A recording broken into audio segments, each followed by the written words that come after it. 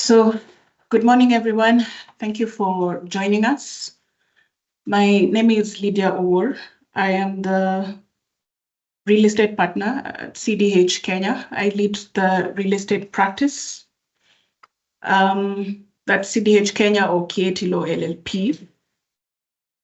And it's always a pleasure just to share knowledge that we gather from the transactions that we handle, or the emerging legal trends, or even the evolving real estate landscape. So I just hope, checking again, I hope you can all hear me and see me well. Please put your questions in the chat box and we will do our best to respond. So the webinar's topic is Real Estate Legal Overview 2024, highlights of key contract amendments. Over the past year, we have seen structures evolve significantly. And this has been driven by shifts in regulation, obviously case law. There's been so many judicial pronouncements. And let me just say, even transactional behavior. Some of you may have seen a legal alert that we circulated last year, which was proposing seller's grief as a risk that we need to look out for when handling real estate transactions. And I believe it's a good read. If you missed it, you can just go to our website and you'll find the article. Today, we're just taking a pulse of where we are right now, what changed mainly in 2024, and what that means for you and how we are likely to adapt. But before we dive in, I'd like to say two things. First is that the insights that we'll share today are not a one-size-fits-all. Much of what we will discuss depends heavily on which party you are in a transaction or which party you are representing in a transaction, because the risks and responsibilities can look very different, depending on the nuances of that transaction. So we need to keep that in mind even as we have this conversation. And the second thing that I want to say is that this session is just for general information and knowledge, just general information and knowledge sharing. Don't consider this as legal advice, because again, you need to keep in mind that every transaction has its own context. Every transaction has its own history and commercial dynamics. So you always have to get proper legal guidance that is tailored to the specifics of your transaction. Right. Now, I want to sincerely apologize to any visual learners, because my slides are purely PowerPoint. We didn't have enough time to just create something fancy or cute. So what you're seeing here is what you get. My slides will be purely PowerPoint, but I believe that the information I'm about to share will be very informative and may trigger further conversation in the industry, or may allow you or enable you to look at your contracts more keenly and tweak where you need to, in order to either distribute risk properly, manage it, or just protect yourself, depending on which party you are. So this is what I intend to cover. So number one, I intend to look at the developers' legal battles with lenders and the risk of auctions. I will also look at what I've referred to as circumventing the land conversion process.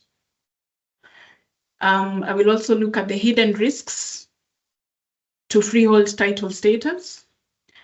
I will also look at sectional titles from the perspective of multi-layered completion and exclusive use areas. I will also look at key case law influences. And obviously, there's a lot happening. There's a lot happening, but we won't be able to look at all the key case law that would be prudent to review in this session. So I will only look at two. And then lastly, I will look at the green building compliance and sustainability obligations. Now, under developers' legal battles with lenders and the risk of auctions, if you remember, around April 2024, there was widespread news about a developer, and we won't mention any names, a developer whose property was facing auction by a commercial bank.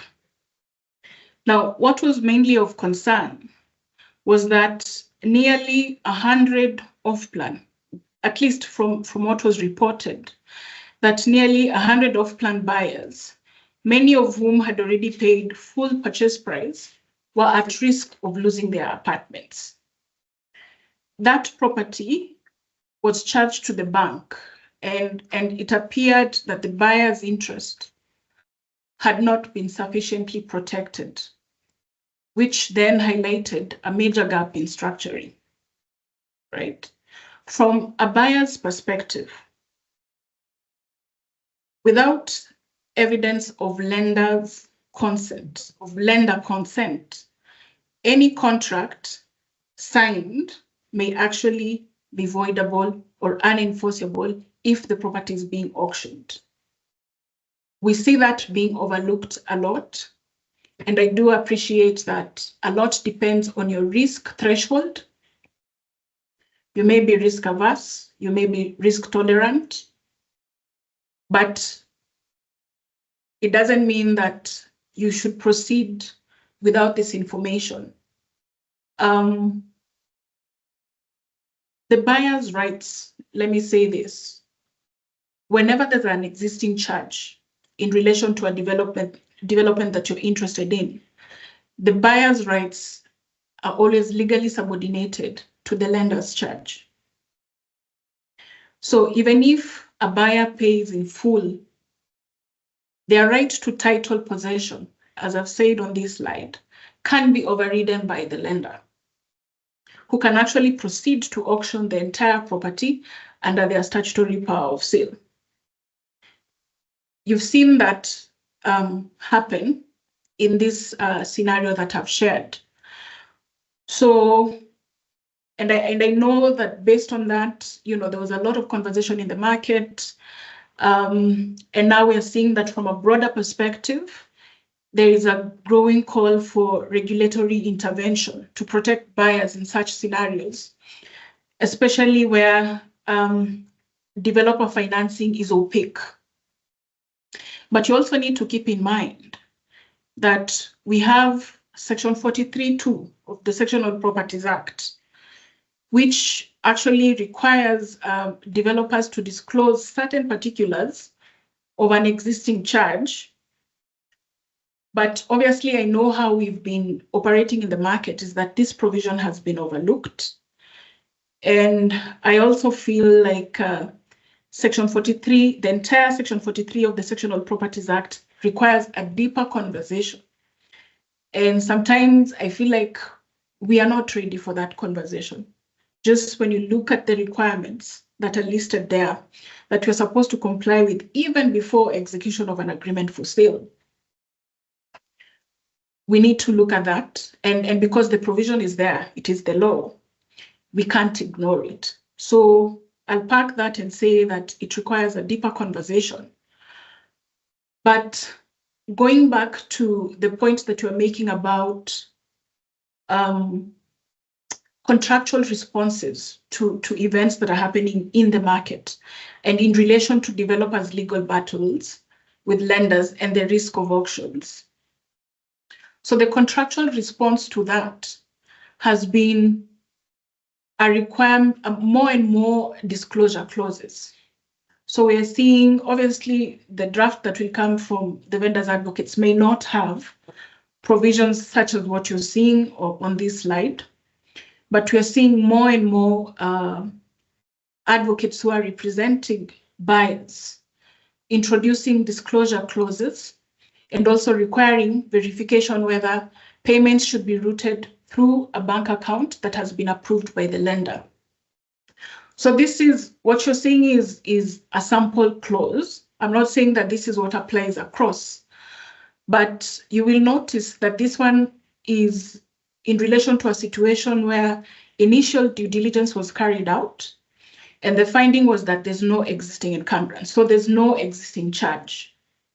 But we've also seen situations where when you're doing the initial due diligence, you note that there's no charge, but mid-transaction, because some of these off-plan transactions can take 3 or 4 years, you'll find that in the second year of that, the completion period, the developer then borrows and offers this the project land as security. So this sample you're seeing cushions against that, so that if anything changes after parties have signed and exchanged contract, and there's a situation where now the developer is borrowing and encumbering this project land, then the requirement of disclosure will be triggered. And this is how we frame it sometimes. Of course, it will look very different if the initial charge reveals that the project land has already been charged in favor of, a lender, because then you know that a formal charge is already in place.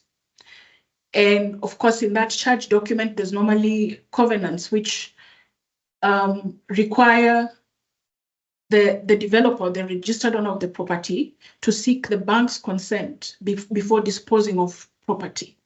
So you want to be in a position where you can actually see, or the developer can demonstrate that they've gotten the necessary approvals from the lender to proceed with that transaction. If you don't do that, you may end up being exposed in the manner that was reported in relation to that development that I've shared. So the second item that I want to look at is circumventing the land conversion process. And I've attempted to just define, maybe for those who don't understand what we mean by land conversion and land migration. So there is an ongoing nationwide land conversion and migration process. And you need to understand that these are two processes. People normally just call it conversion, they're converting, but it's two processes.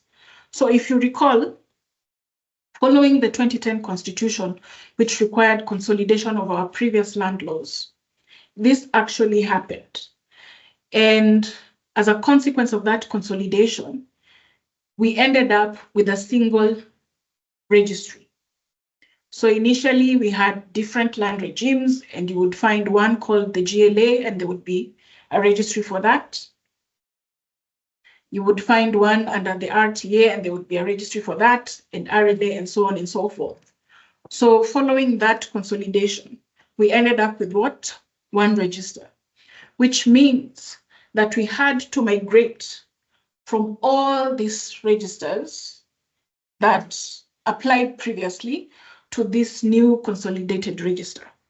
So that's the migration that is happening. Now, conversion, as I've said, as you can see on the slide, is a process that was necessitated by the creation of new land registration units. So let me use an example that may be familiar to most. You will see certain parcels of land referred to as land reference number 1870. So usually when you see 1870, you know that this is Westlands. I'm pointing this way because I'm in Riverside. So you would tell that this is Westlands. But with the conversion, then that parcel of land will get a block number following the new land registration units that were published in the year 2017. So we are converting them, these parcels, to blocks. So it's two processes that are happening. And then, of course, over and above that, there's the what we're calling the process of digitizing our registries. So we're moving from the manual system to the digital platform, which you know as the ArtDisasa platform. And that is happening, all these are happening simultaneously. Now, we need to understand that one of the key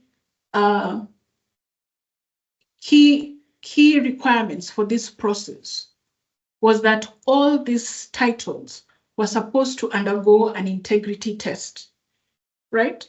So that we were cleaning up, so that anything that ends up on the ArtDisasa platform would be something that has actually passed the integrity test, right?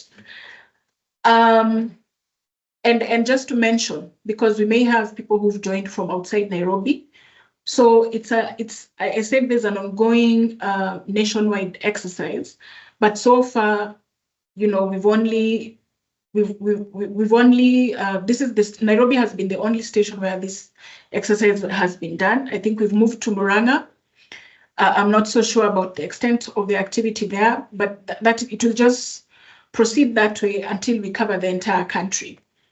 So, that will happen, as they finish, they work with one, they deal with one station and then move to the next and then move to the next until they now cover the entire country.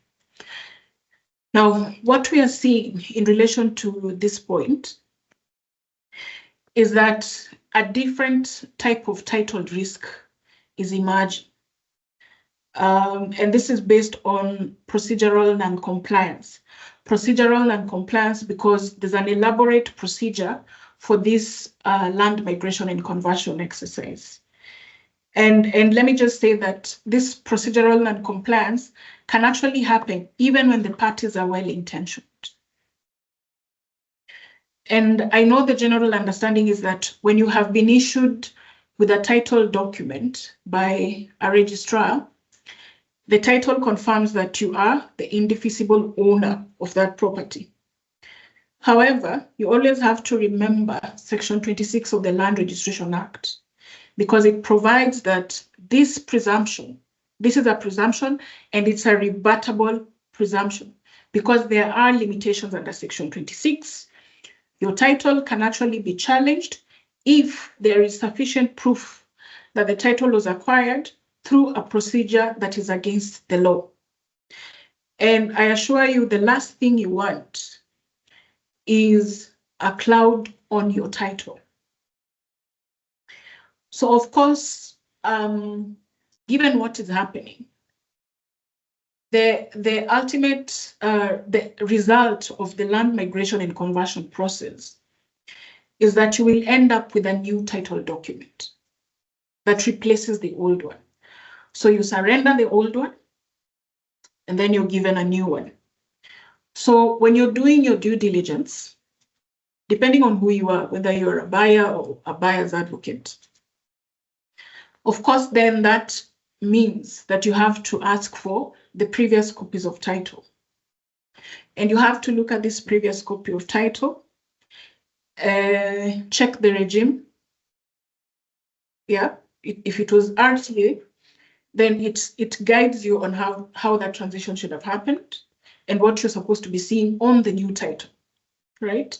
And then pull out the gazette notice, because this, for the conversion to happen, the ministry would normally publish a gazette notice, inviting any objections or requests for rectification and things like that. And this notice is supposed to run for 90 days. And there's a reason why, that provision is there. So you have to check, when was this gazette notice published? When were these 90 days supposed to lapse? So, is that process compliant? Because believe it or not, we've seen interesting situations in relation to the conversion process. So don't skip that due diligence aspect. Don't just take the resultant title, or let me call it the title that replaced the previous one, and just be okay with it. Please be prudent enough to check everything. Which regime applied? When was it gazetted for conversion? Did we, wait the entire 90 days? What happened after that? And did we obtain this replacement title through the proper procedures? Now, what then is the contractual response to what we are seeing as circumventing the land conversion process? So we've seen more and more warranties on title status being introduced. Yeah. And you'll see on this slide a sample of such a warranty clause, whereby the buyer's advocate is asking the registered owner to confirm that they fully complied with all the statutory and regulatory requirements relating to the conversion and migration proceedings applicable to that property, and that the certificate of title in the name of the seller was issued in accordance with the relevant legal process, and further, that there are no procedural irregularities, defects, or pending issues now or likely to arise that would challenge the validity, enforceability, and sanctity of the certificate of title. It's very important. As I said, it all depends on which party you are. It all depends on which party you're representing. So this is being introduced by the buyer's advocates or the buyer. But you also need to know how to respond to this if you feel that your client, who's the seller, will be too exposed by issuing this warranty on title status. But the point being made is that this has been the contractual response to circumvention of the land conversion process. Now, the third point I want to cover is hidden risks to freehold title status. And this is a very interesting one. You will see that the first bullet point talks about beneficial control or ownership of freehold land by a non-citizen can trigger Article 65 of the Constitution of Kenya. And as we all know, Article 65 now provides that a non-citizen may hold land on the basis of a leasehold tenure only, and such lease will not exceed 99 years. And it proceeds to define what a citizen means in the context of a corporate. Now, the scenario that I want to share, and I just want to say that this is a subtle, but it could be a material risk to some buyers who prefer freehold land, right? So a scenario that we have chanced upon is where an irrevocable power of attorney was issued over agricultural land, and it was issued to a non-citizen. And one of the things that this non-citizen was required to do was to procure a change of use in relation to that agricultural land, right? So the application was submitted, and there are two levels: county level, ministry level. And before I tell you what happened, it's worth noting that in the year 2016, we had an amendment to the Land Act 2012, which essentially provided that, as provided in the Constitution, a registered landowner will not, for purposes of obtaining planning permission, be obliged to surrender a freehold interest in exchange for a leasehold. Previously, it would almost be automatic that, such an application may result in you obtaining a leasehold interest, yet you surrendered a freehold interest. But that 2016 amendment was very clear that you do not have to surrender freehold interest where, you're just, whatever processes you're doing are just in relation to obtaining planning permission, which is the case that we're dealing with here. So this non-citizen obviously surrendered the the title in relation to agricultural land, and what was issued was a lease, right? And the registrar's interpretation was that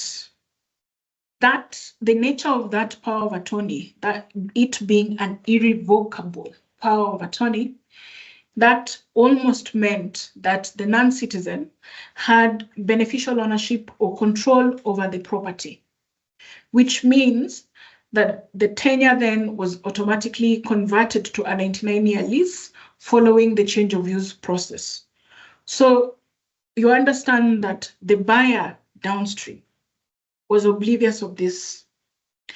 And this buyer was actually only interested in this property, or mainly interested in this property, because of the freehold status. And now you're in a situation where conversion happened. It's no longer a freehold, it's a leasehold, and the trigger was that irrevocable power of attorney issued to a non-citizen. So what is the contractual response? Again, we are seeing warranties on title status. So you're seeing a sample warranty on this slide. And here, the buyer again is asking the seller to confirm that no event or circumstance has occurred, nor is any event or circumstance pending that could cause the tenure of the property to be deemed a 99-year lease under Article 65 of the Constitution of Kenya, 2010, or otherwise jeopardize the property's freehold status. Now, for those who may not be familiar with legal terms, you may be wondering what is a warranty and what is the consequence of buyers insisting on this warranties being written into the contracts. So warranties are essentially the cornerstone of most contracts. Let me just put it that way.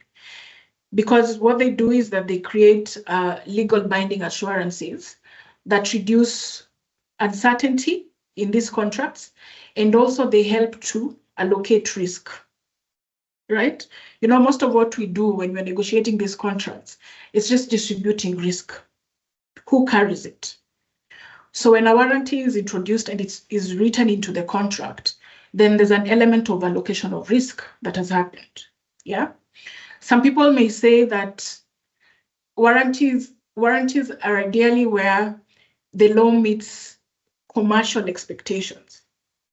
Because essentially the person giving the warranty says, I have told you something is true, and I am willing to put it in writing.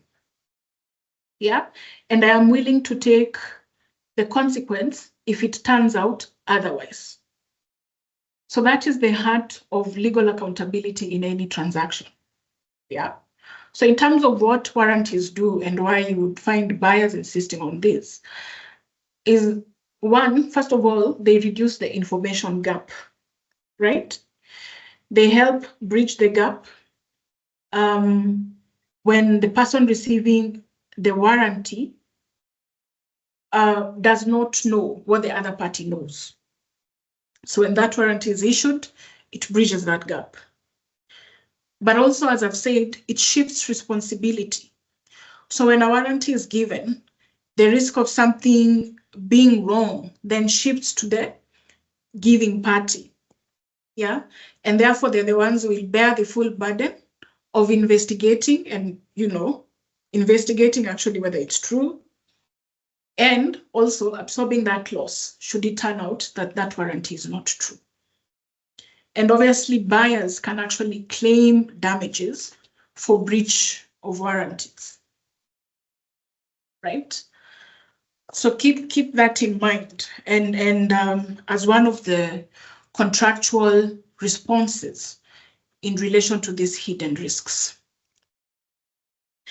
Now, regarding sectional titles, there's a lot to say in relation to sectional titles. But I just want to cover the most prominent amendments that we are seeing.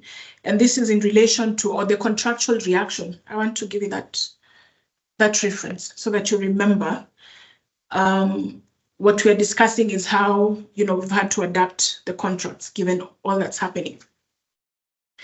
So I just want to cover multi-layered completion and exclusive use areas. And I believe I extensively covered this in the webinar where we were looking at sectional titles. It's recorded and it's on our website. So if you missed it, it's a very good webinar. We shared a lot, maybe too much, but we shared a lot of insights on sectional properties. So you can look at it. You can just listen to what we discussed in relation to exclusive use areas, and also just look at what we discussed in relation to multi-layered completion. But let me touch on multi-layered completion. So previously, before we started implementing the Sectional Properties Act 2020, the most dominant practice is what we call the long-term lease regime, right? So where you would get a long-term lease as the instrument that conveys to you an apartment or a townhouse, right? And, in that structure, we would just arrive at completion and, the buyers would sign the lease, clear the closing costs, clear any outstanding balances on the purchase price, and, hand over that lease to the developer's advocates, and the registration process would commence. But under the sectional properties or sectional titles regime, there's this requirement that, was introduced by the Sectional Properties Act 2020 called georeferencing. And as you can see on this slide, this is an as-built survey, meaning that it happens after construction is finished, right? So, and this process precedes processing of the sectional titles. So you can already see that we will arrive on the construction completion date, yeah? Because these contracts usually say construction completion is projected to be 30th of April, 2027, for example. And then on that date, the ideal situation is that the construction is complete and the unit is ready for occupation. An occupation certificate has been issued. Buyer has inspected the unit for snags. There are no snagging issues. So, buyer can pay the balance of the purchase price and the developer can deliver the unit in vacant possession. But because of this requirement, the developer or the seller will not have the sectional titles ready for proper completion, right? So that is what introduces this multi-layered completion. And we are now incorporating amendments in sale agreements for a longer post-construction title processing timelines, right? So obviously, also, you don't want this to be open-ended. You don't want construction completion to be 30th April 2027, going by the example that I've just shared. And then there's no timelines for when the seller should have obtained the sectional titles. So yes, obviously, buyer protection clauses are also inserted in the contracts or written into the contracts so that we don't end up with open-ended provisions. And by that, I mean that there's a specific date when the titles should be presented to the buyer post-construction completion date. I hope that's clear. So when you look at the contractual responses to that, I have deliberately not shared a sample clause that captures multi-layered completion, because whenever I act for buyers, this provision or this amendment that I would be introducing usually ends up being very contentious.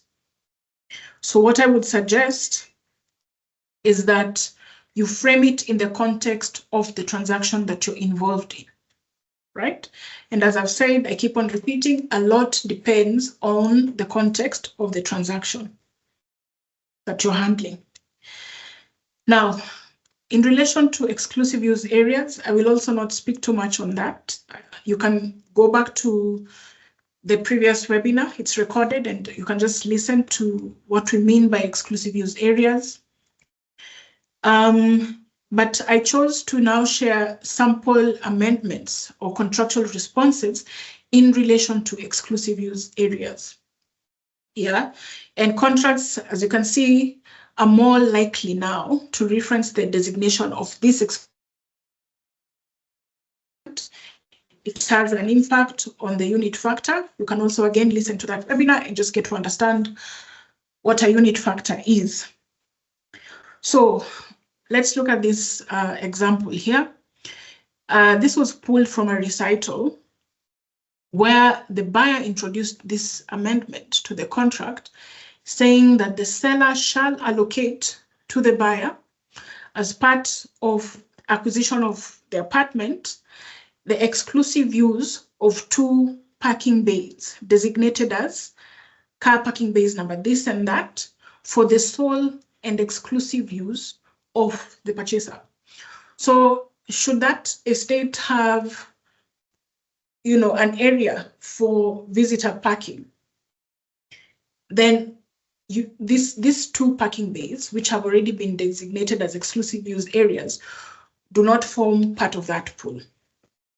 And then when you go down to definitions within the contract, you will see that the contract, this again is an amendment introduced by the buyer to confirm that the common areas in this estate means all portions of the land and the estate that are not designated as individual units, number 1, or areas designated for exclusive use by specific unit owners, including what?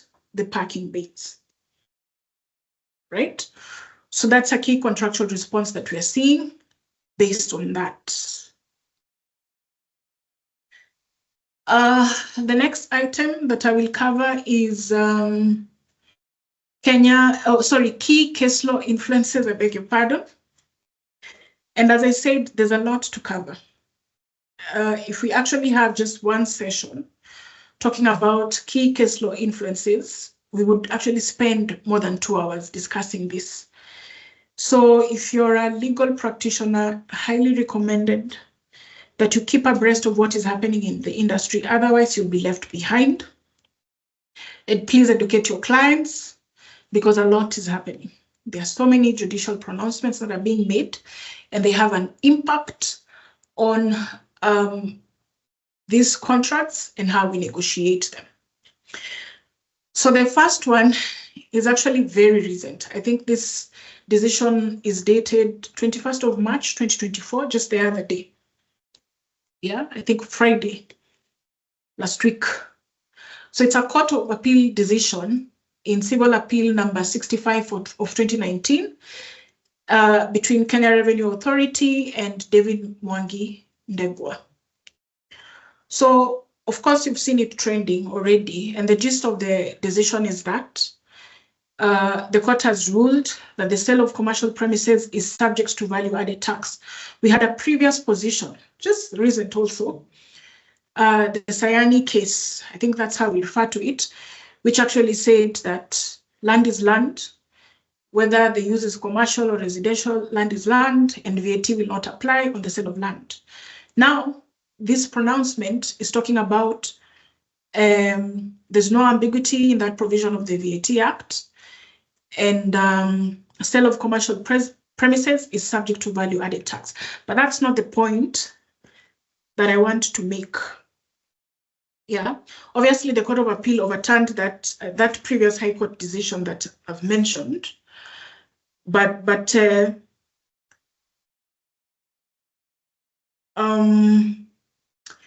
what I needed to highlight in relation to this decision, when you read it, they also touched on the issue of mixed use properties.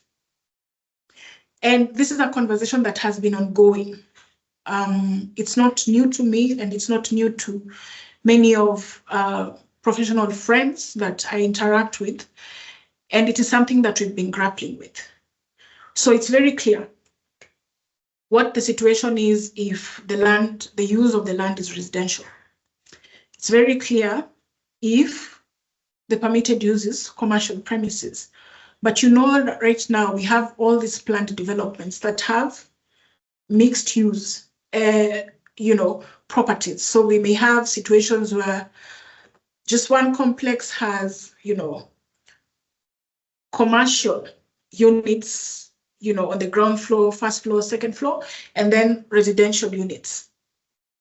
So how then do you apply your mind to this VAT element? And the court actually just said, because this issue, they made an observation that, probably this needs to be addressed, and maybe apportionment may be required based on the existing VAT practices. But they were also very clear that this was not an issue before the court. So they weren't going to deal with it. I wish it was an issue. Then we would have a position that we can rely on. But the question to you is then, how do you cushion against uncertainties in this regard?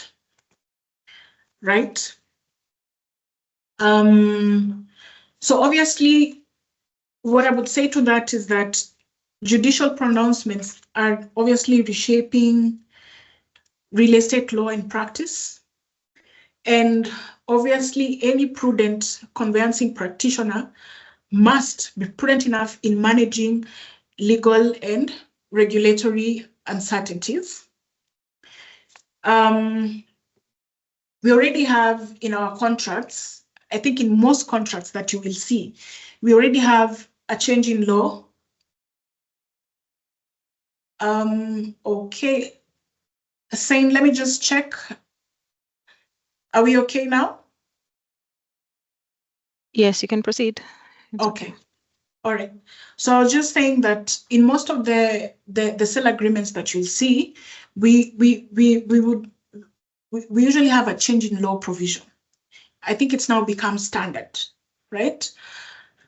But what I'm alluding to when I'm speaking to the uncertainties, especially in relation to application of VAT to mixed use properties, where you have commercial elements and real estate elements, is that this change in law provision that we have in sale agreements, in my view, it's good, yes, but it usually cushions against changes in the legal framework of the contract.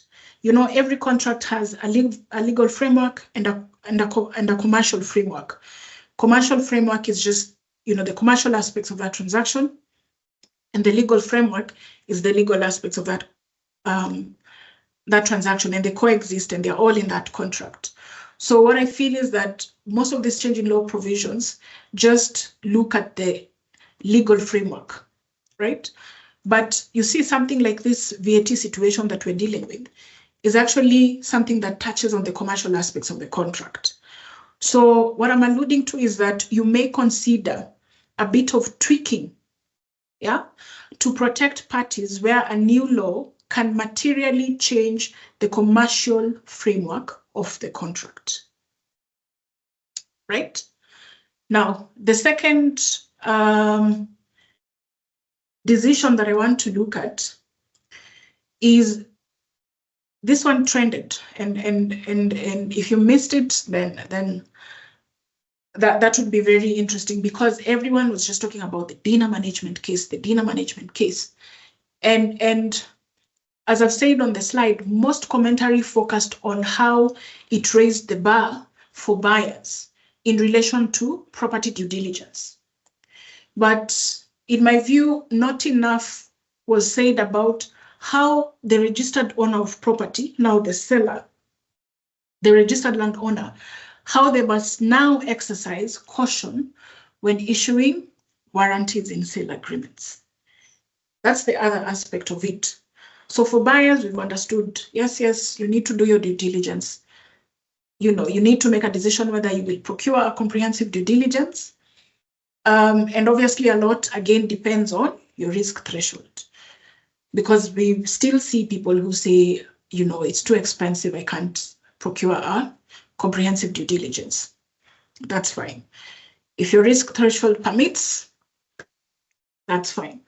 But to the registered landowner, what then does it mean for you? Because we have all these warranties that the counterparty will ask for. And perhaps you may need to protect yourself.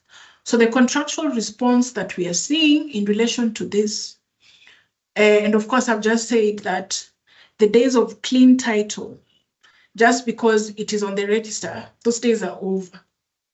So the contractual response we are seeing again is in relation to warranties, where more and more landowner advocates or registered owner advocates or sellers advocates are pushing back.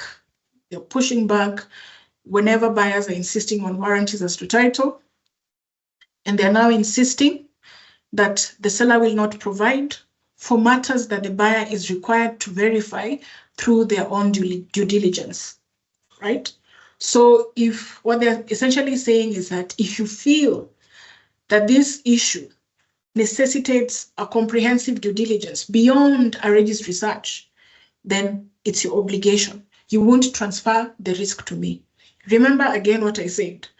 The issue of negotiating contracts, the issue of issuing warranties and asking for warranties, at the core of it is the distribution of risk and the burden. Who carries it? Who carries the risk? And how do we manage this situation that we are seeing? So when you see you're asking for a particular warranty and the seller is saying no, there's always, they always come from an informed perspective. I really get frustrated when people feel that when we're negotiating contracts, it's just, we just enjoy pushing back and all that. There's always an informed reason for every amendment that is requested. And even you as the buyer or the buyer's advocates, when you're requesting for certain amendments, you need to be able to properly articulate why you're asking for those amendments and what the exposure is to you and what you're trying to cushion against. So what I'm saying is, this is the contractual response. More and more sellers are becoming very strict about the warranties that they issue, and they will try as much as possible to make the warranties very limited, and they will also try as much as possible to make the consequence of issuing those warranties as gentle as possible. Because you see, as I said, buyers can actually claim damages if the warranties turn out to be untrue. So again, the dinner management case, it did send shockwaves through Kenya's land law community. So what I'm trying to just allude to is a shift of mindset. Please pay attention to the quieter takeaway in this decision, because the quieter takeaway is that if you're acting for the seller or if you're the seller, then you need to be more careful about issuing warranties and make sure that you qualify them as much as possible. Gone are the days where we just issue sweeping warranties. Yeah, so be careful.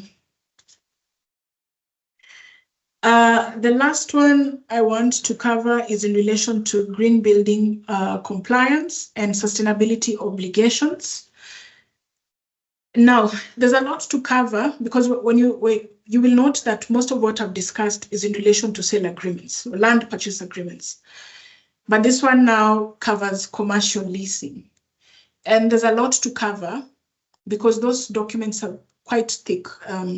You may end up with about 50 pages, and all these pages just have covenants, obligations, etc. And if we choose to discuss commercial leases, it may require its own session. But what I just wanted to cover in relation to the trends and developments and the contractual responses to this, is in relation to green building compliance and sustainability obligations. Obviously, as you're aware, ESG clauses are gaining prominence. And of course, we now have, we've seen a lot of EDGE certifications, especially in Nairobi, right? There are other certifications as well, but let me speak to what I have seen. And because of that, you will find landlords are now inserting sustainability covenants, in these commercial leases. So the first draft that you will receive from the landlords advocates may have sustainability contracts that the tenants have to adhere to. But likewise, there are tenants who are very specific about the premises that they can occupy. Yeah, and you will find that tenants are also demanding contractual assurances tied to green certifications and sustainable utility systems. Yeah, today's tenants, especially corporates and multinationals, are actually, I've seen quite a few, they're actually increasingly demanding that the buildings that they occupy must meet certain environmental and sustainability standards. And now, if they settle on a specific building because of the assurances of ESG compliance and reporting, then they would definitely want the building to continue to meet this criteria. Otherwise, their own compliance obligations are compromised. Just know that they also have compliance obligations, right? So they're very particular about this. So clauses such as this that I want to share, this is a sample in relation to one of the amendments that have been introduced by tenants. You're seeing that the tenant is asking the landlord, for covenants, assuring that they will make reasonable efforts to renew and maintain the EDGE certification of the building throughout the term of the lease by ensuring compliance with all requirements for certification. But I'm made to understand that once the EDGE certification is issued, there's no renewal per se, but there's the element of keeping those standards as is. But this is a sample clause that we have seen, right? So clauses such as this, what they essentially do is that they provide the contractual backing for these tenants who are very particular about ESG compliance. And they also allow them, these tenants, to demonstrate that they lease in line with ESG policies, because they also need to demonstrate that. So of course, there's a lot more to cover, under this topic. And I am sure, we may have sustainability experts who can explain this for days, speaking on ESG compliance and, how different parties, behave in relation to this. But that sample clause that I shared provides a glimpse to what is happening in the market, right? So I've seen that I've been reminded that we only have 5 minutes left. And also studies have shown that the human concentration span has only 45 minutes before you start zoning out.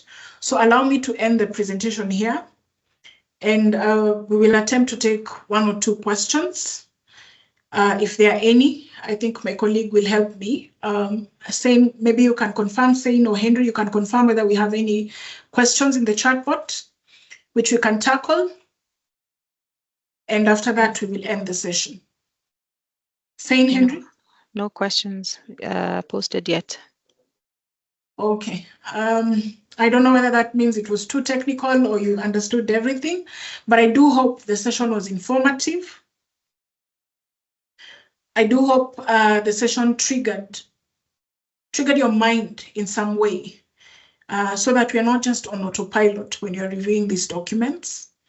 And when we're trying to cover ourselves, depending on which party we are, whether we are buyers or we are sellers, developers, or whether we are landlords or tenants, it's always good to just keep abreast of what is happening and look at those contracts that you're reviewing, even if you've been looking at that contract for 4 years, because we usually have standard templates. Just keep abreast of what is happening and, update your contracts accordingly, right? As usual, I will end by saying that we are always happy to interact even after this. So if you feel that you need to reach out and clarify certain aspects of what has been presented, or you may just need guidance on anything that you're grappling with, which falls within the aspects that we have touched on, please do reach out. We are very accessible and we are always happy to assist or just further this conversation. Thank you very much. And please look out for the next webinar, which will be soon. Thank you.